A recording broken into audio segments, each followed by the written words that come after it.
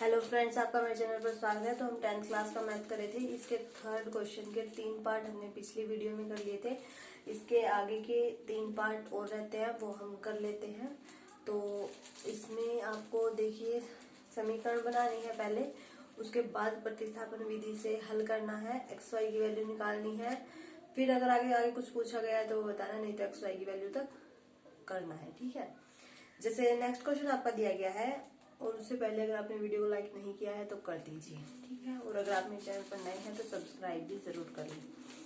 दिया गया है कि एक नगर में टैक्सी के भाड़े में एक नियत भाड़े के अतिरिक्त चली गई दूरी पर भाड़ा सम्मिलित किया जाता है। तो 10 किलोमीटर दूरी के लिए भाड़ा 105 रुपए है और 15 के लिए 155 रुपए है। नियत भाड़ा और प्रति किलोमीटर भाड़ा क्या है, उसके बाद नेक्स्ट पूछते हैं। पहले इसने नियत भाड़ा और प्रति किलोमीटर भाड़ा जो है वो इसने पूछा है। तो हमें पता है जो हमें जो हमें निकालना होता है वही हमें क्या करना होता है, लेट करना होता है या मानना होता है। ठीक है, तो हमने माना, ये आपका थर्ड का फोर्थ पार्ट है। ठीक है, हमने माना कि टैक्सी, हमने माना कि क्या माना हमने कि नियत भाड़ा, ठीक है, नियत जो भाड़ा है वो आपका क्या है, एक्स है। ठीक है, एक्स रुपए है, और उसके अतिरिक्त प्रति किलोमीटर भाड़ा, प्रति किलोमीटर भाड़ा वाई रुपए हमने मान लिया। ठीक है, ये हमें मानना है क्योंकि हमें यही फाइंड आउट करना है। तो हम यही मान के चलेंगे कि जो आपका नियत भाड़ा है वो एक्स रुपए है और जो प्रति किलोमीटर भाड़ा है वो वाई रुपए है। ठीक है, फिर इसे क्या है कि अगर ये जो नियत भाड़ा है ये तो आपको ऐड करना ही करना है। ठीक है, उसके अतिरिक्त अगर आप 10 किलोमीटर जाते हैं तो 105 रुपए, यानी कि अगर इसमें आप 10 ऐड कर देते हैं 10 वाई, तो आपको 105 रुपए देने पड़ेंगे। ठीक है, 105 रुपए देने पड़ेंगे। और नेक्स्ट ये कहता है कि अगर नियत भाड़े में प्रति किलोमीटर कितना 15, अगर 15 वाई ऐड कर दिया जाए तो आपको 155 रुपए देने पड़ेंगे। ठीक है, ये दो समीकरण यहाँ से बन गई। देखिए जो नियत भाड़ा है वो तो आपका लगेगा ही लगेगा, उसमें तो आपकी कोई छूट है ही नहीं। उसके बाद वाई आपको क्या लेना है, जितने किलोमीटर आपको आगे जाना है वो लेना है। तो एक में आपका 10 है और एक में आपका 15 है। अगर आप 10 किलोमीटर चलते हैं नियत भाड़े के साथ तो आपको 105 रुपए देने पड़ेंगे, और अगर आप 15 किलोमीटर चलते हैं तो आपको 155 रुपए देने पड़ेंगे। ये दो समीकरण बनके तैयार हो गई। तो अब हमें बताना है कि नियत भाड़ा क्या और प्रति किलोमीटर भाड़ा क्या है। तो हम इसे कैसे बताएंगे, वही प्रतिस्थापन विधि से। ये हमारी 1 होगी, ये 2 होगी। यहाँ से x की वैल्यू निकालेंगे, x plus 10y equal to में x इजिकल टू में 105 माइनस 10y। x की वैल्यू निकल गई। x की वैल्यू को सेकंड में पुट कर देते हैं इसमें। ठीक है,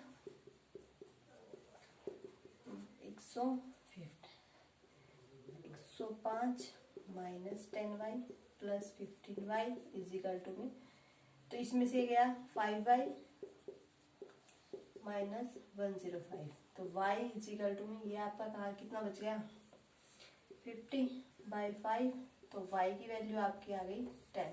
ठीक है, y की वैल्यू यहाँ पुट कर दीजिए, x इजिकल टू में 105 माइनस 10 मल्टीप्लाई 10, तो x इजिकल टू में 105 माइनस 100, तो x इजिकल टू 5। तो यहाँ से हमारी x y की वैल्यू निकल गई, यानी कि जो आपका नियत भाड़ा है वो तो 5 रुपए है और जो आपका प्रति किलोमीटर भाड़ा है वो 10 रुपए है। ठीक है, इस हिसाब से आपको जो है वो टैक्सी जो है वो आपसे भाड़ा लेती है। फिर ये कह रहा है कि अगर एक व्यक्ति को 25 किलोमीटर यात्रा करने के लिए कितना भाड़ा देना पड़ेगा, उसको यात्रा करनी है कितनी 25 किलोमीटर। ठीक है, तो उसमें आपका जो नियत भाड़ा है वो तो ऐड होगा ही होगा। बाकी उसको हम क्या करेंगे कि x प्लस 25 इतने किलोमीटर जाना है और y ये है, और ये हमें बताना है कितना आएगा। तो यहाँ पर x y की वैल्यू पुट कर दीजिए, x 5 है, 25 मल्टीप्लाई 10, तो टोटल आपका कितना आ जाएगा 5 प्लस 250 255। तो एक व्यक्ति है, उसको अगर 25 किलोमीटर जाना है, दूरी तय करनी है, तो उसको 255 रुपए देने पड़ेंगे। तो ये आपका भाड़ा इस तरह से रहेगा। ठीक है, चलिए नेक्स्ट क्वेश्चन करते हैं। अगर इसमें कोई दिक्कत आती है तो कमेंट में बता देना।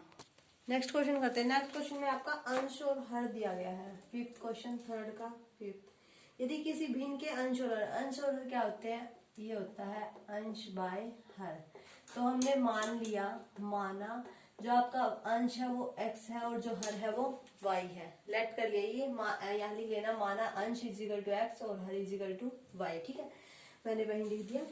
तो अब इसने कहा कि अगर किसी भिन्न के अंश और हर में दोनों में 2 जोड़ दिया जाए, अंश में भी और हर में भी दोनों में 2 जोड़ दिया जाए, तो अंश हमारा क्या है x प्लस 2 y प्लस 2, 2 जोड़ दिया जाए तो वो आपका इक्वल हो जाता है 9/11 की। ठीक है, नेक्स्ट कहता है कि अंश और दोनों में अगर 3 जोड़ दिया जाए, यानी कि x प्लस 3 और y प्लस 3, तो वो आपका इक्वल हो जाता है 5/16। ठीक है, तो आप पहले क्या करें, इसे सोल्व कर लें।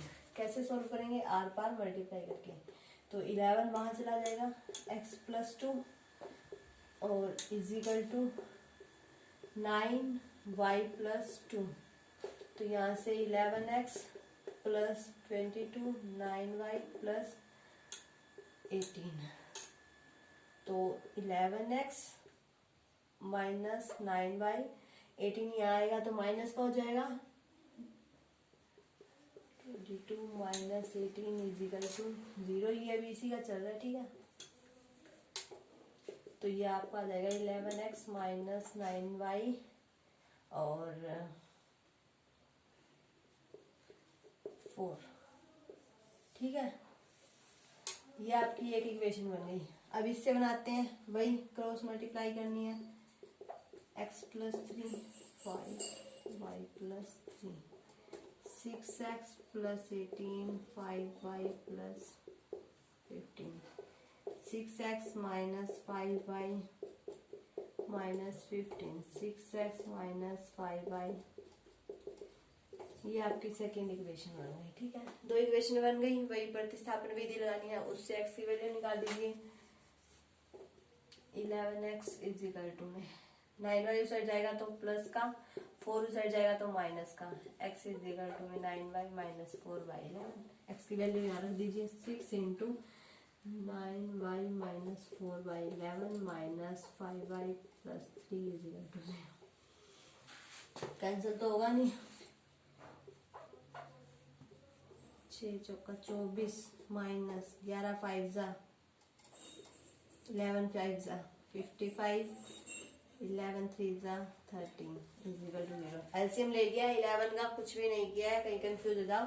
6 की तो अंदर मल्टीप्लाई कर दी और फिर 11 का इनके साथ एलसीएम ले लिया। ठीक है, ये आपका माइनस का y बच गया और 24 और 33 9 प्लस के 9 बच गए इजिकल टू 0, तो y इजिकल टू आपका 9 आ गया। ठीक है, y की वैल्यू 9 यहाँ रख दीजिए, 9 मल्टीप्लाई 9 माइनस 4/11, तो x की वैल्यू आ गई आपकी, देख लीजिए ना 77, तो x की वैल्यू आ गई आपकी 7, तो x की वैल्यू और y की वैल्यू आपकी 7 और 9 रहेगी। ठीक है, इस तरह से आपने ये बता दिया। इसी के साथ इसका 6th पार्ट करते हैं। 5 वर्ष बाद जैकब की आयु उसके पुत्र की आयु से 3 गुनी हो जाएगी। 5 वर्ष पहले पूर्व जैकब की आयु उसके पुत्र की आयु की 7 गुनी थी, तो उनकी वर्तमान आयु क्या है। तो वर्तमान आयु हमें निकालनी है ना, तो हम क्या लेट करके चलेंगे, वर्तमान आयु ही लेट करके चलेंगे।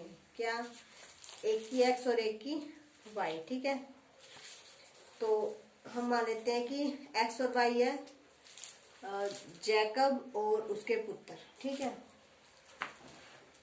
हमने मान लिया कि जो जैकब है उसकी वर्तमान आयु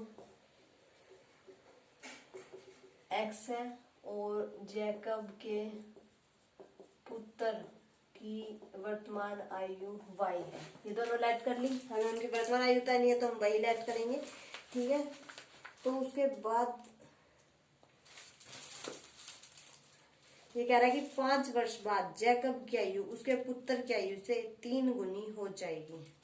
5 वर्ष बाद, 1 मिनट पहले ये बना लीजिए, 5 वर्ष बाद।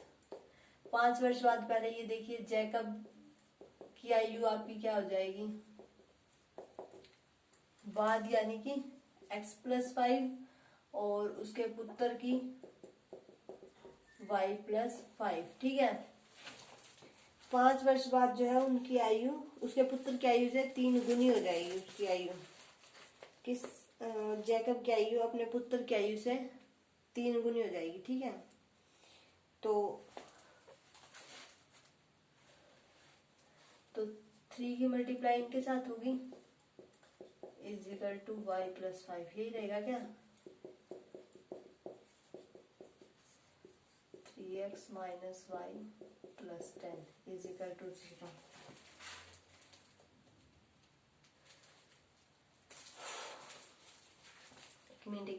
एक मिनट। इसने कहा है कि 5 वर्ष बाद जैकब की आयु उसके पुत्र की आयु से 3 गुनी हो जाएगी। तो हमें पुत्र की आयु 3 गुनी करनी है। ये गलती हो गई यहाँ पे, सॉरी।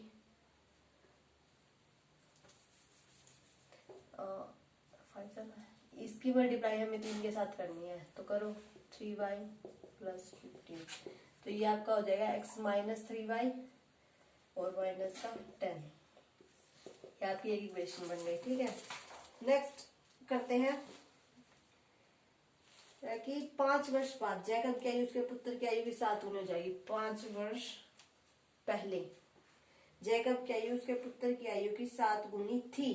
5 वर्ष पहले लिख लीजिए, 5 वर्ष पहले जैकब की आयु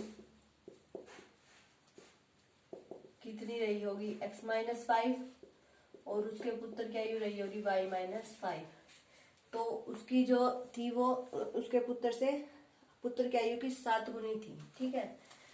यानी कि x-5 is equal to 7y-5, 7y-35 और x-7 30 इजिकल टू 0। ये सेकेंड इक्वेशन दोनों बन गई। एक्स वाई की वैल्यू हम निकाल सकते हैं, तो उनकी वर्तमान आयु हमें पता लग जाएगा। तो इसे मैं थोड़ा सा आपको देती हूँ, निकाल देंगे, ठीक है। यहाँ से निकालते हैं, पहले यहाँ से x की वैल्यू निकालते हैं।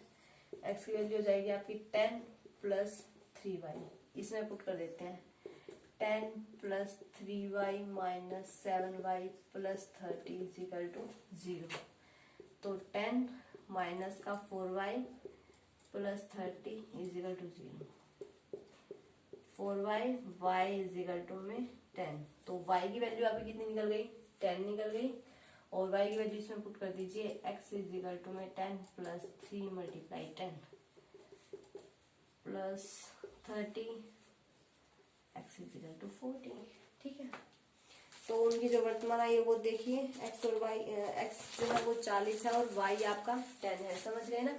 यानी कि उसका जो जैकब है उसकी खुद की आयु तो 40 वर्ष है वर्तमान में, और उसका जो पुत्र है उसकी आयु आपकी 10 वर्ष है, ठीक है। इस तरह से हम जो है वो आयु भी निकाली हमने इनकी। बस आपको ये समीकरण बनाने आनी चाहिए। पहले आप लिख लीजिए 5 वर्ष बाद क्या रहेगी, 5 वर्ष पहले क्या रहेगी, फिर उसके हिसाब से आप समीकरण बनाइए। आपको कोई दिक्कत नहीं होगी और आसानी से आपकी बन भी जाएगी, ठीक है। तो वीडियो अच्छी लगे तो इसे लाइक कीजिए, शेयर कीजिए, और अगर आप मेरे चैनल पर नए हैं तो सब्सक्राइब करके बेल आइकन दबा दें, ताकि आपको मेरे आने वाले वीडियो के नोटिफिकेशंस मिलते रहें।